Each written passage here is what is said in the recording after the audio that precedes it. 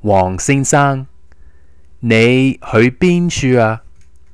早晨，何先生，我返屋企。你返屋企做乜嘢啊？我帶我媽媽去睇醫生。你同媽媽一齊住咩？係，我同爸爸、媽媽、兄弟、姊妹7個人一齊住。7個人一齊住，咁樣你哋間屋一定好大啦。係，都幾大。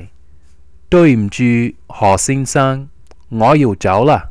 再見，再見，黃先生。張先生，好耐冇見，你好嗎？你而家喺邊處住啊？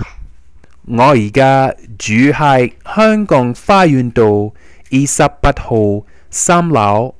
花園道好唔好住啊？好住。花園道有好多巴士同的士搭。何先生，你住喺邊處啊？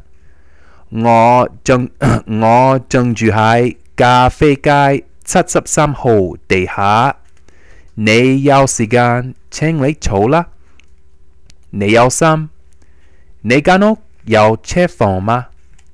我唔係住一間屋，我住一層樓啫。呢層樓唔係幾大，冇車房嘅。好，有時間我嚟探你。再見，再見。